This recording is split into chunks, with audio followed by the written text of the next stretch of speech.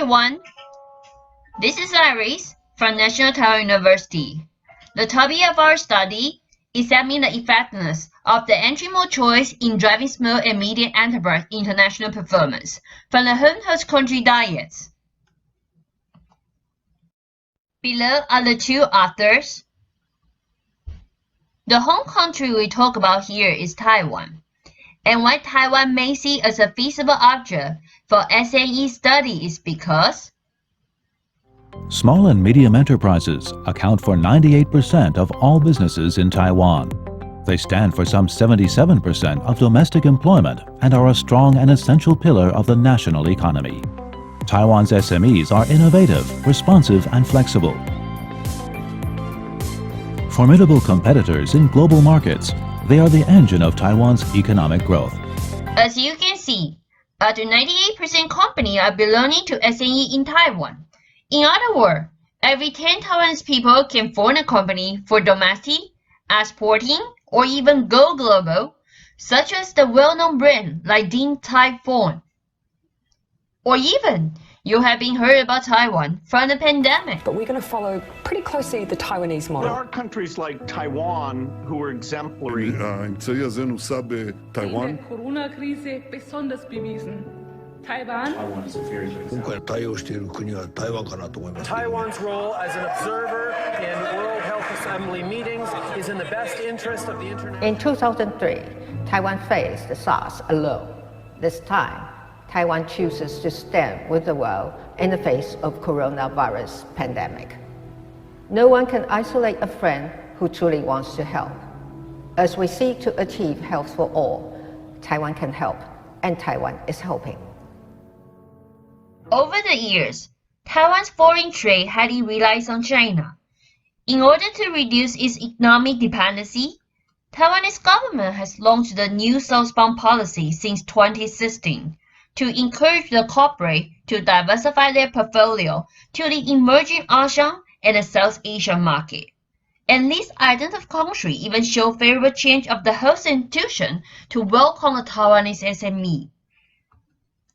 While the US-China trade war from the end of 2018 and the unexpected COVID-19 have made it more imperative for the Taiwanese SME to strategically respond to the changes in a timely manner.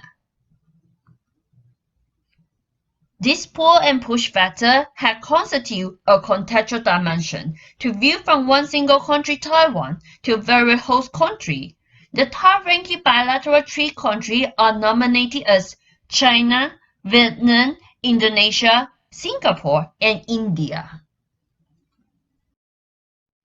In order to know how SME leverage their specific characteristics to determine the effectiveness of the foreign market entry mode choice, we apply the main SME series summarized by Rufus and Schuwing's work. That is, Transaction Cost Economy, TCE, Network Theory, and Institutional Theory. By utilizing price scales measure of the TCE-based firm-specific advantage and network capability, we further propose the new variable, favorable change of the host institution, to echo the phenomenon from the rising emerging market. Key intention here is, first, to reconfirm whether SME entry mode choice will reinforce a commitment to the foreign market. Second, figure out the determinant of the effective entry mode choice. Lastly, whether SME uncertainty to the external environment is addressed and international performance is enhanced by doing so. We have collected 242 usable responses from Taiwan Trade Fair of 2019 Annual Southbound Summit. Those respondents are in their senior role or even SME owner, where the proportion of the industry are also aligned with the Taiwanese government's record for SME. The bilingual questionnaire can be scanned from the QR code, and each survey item are from the previous study with the sound theoretical grounding embedded with the proper pretext. Now, let us take a look at the result. Through one way or another, firstly, we ascertain that entry mode defines how SME are willing to commit to the foreign operation. In line with our understanding, the higher equity mode means higher commitment without doubt. From the structural model, surprisingly, our empirical findings lie contrary with the existing work. To Taiwanese SME, network capability is the only crucial factor for their determination on internationalization.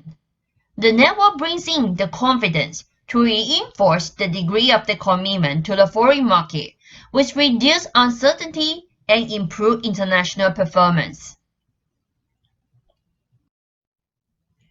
As a quick summary of the result, it said Hypothesis 2 and Hypothesis 4. The rest are all supported as per our prediction. For Hypothesis 2, meaning it is not necessary for Taiwanese SME with prior international experience to make the decision on the foreign entry. For Hypothesis 4, the improvement of host institution may not directly help the Taiwanese SME to strengthen their ability to deal with the host institution challenge. The implication here is home government initiative, like Taiwan New Southbound Policy. It does make some sense.